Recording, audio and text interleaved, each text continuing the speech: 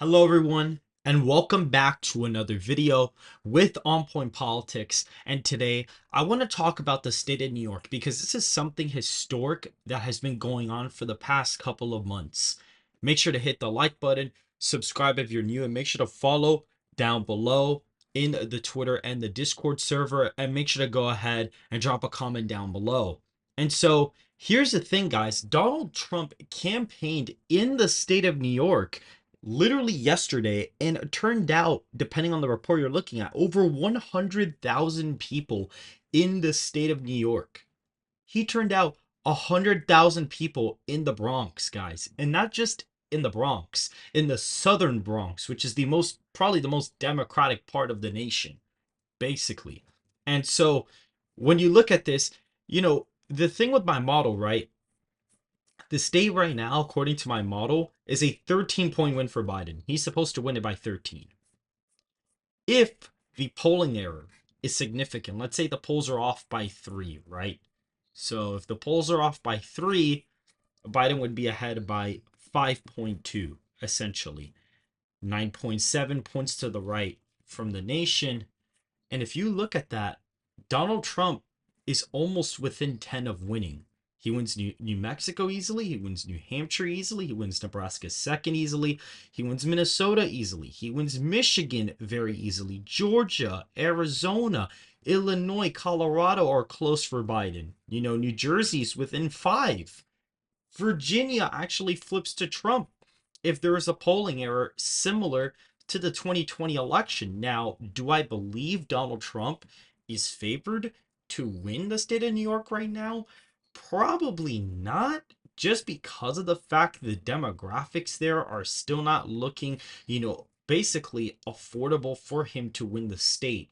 It's good to test the waters with certain groups. However, I don't think it would be smart for him to go there. But let's say, if you look at the latest poll, it is a D+9 poll in the state of New York. And if you were to apply the 2020 polling error, which was around a 6-point, polling error against Trump, that would put the state of New York at a 3-point victory for Biden. And so we're basically going to look at what the electoral map would look like if Biden were to only win New York by 3 points. Utah, Idaho, Montana, Wyoming, North Dakota, these states, Kansas, Oklahoma, the deep south for the most part would all be completely safe Republican at this point in time. It would all be safe. Now, just a disclaimer, I think New York is going to vote to the right of where it was in 2020. So you can't shift every single state by 23 points to look at the results. I think Wisconsin can probably be a 13-point win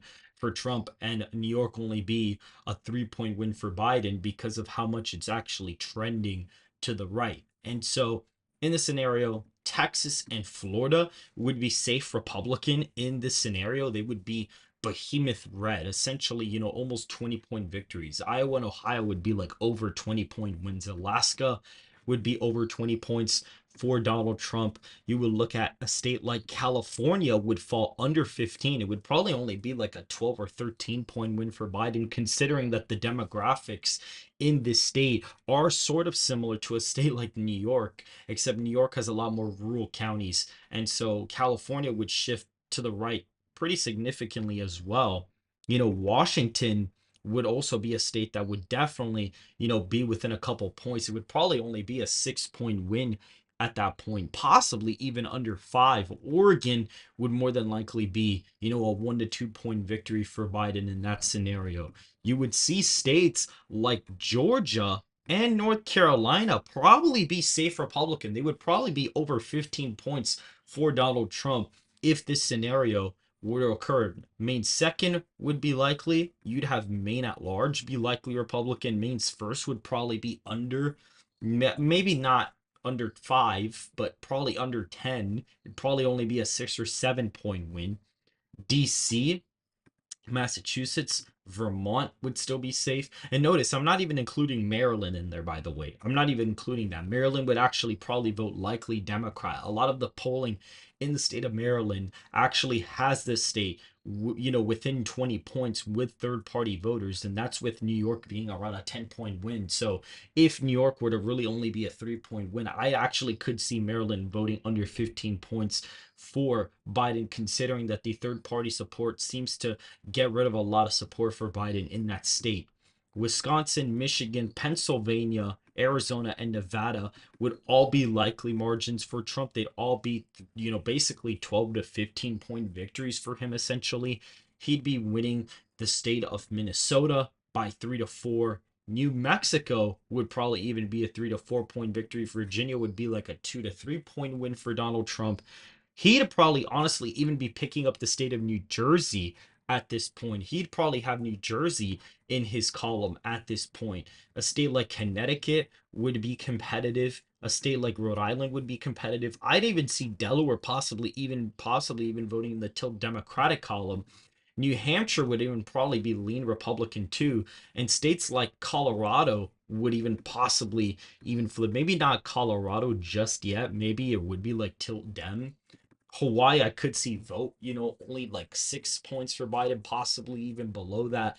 And I think a state like Illinois could be really close in this hypothetical scenario. It could possibly even flip to Donald Trump. My model does have it voting to the right of, that state by a pretty significant amount. Minnesota could even be likely Republican territory. But let's say, Illinois could possibly be to Republican.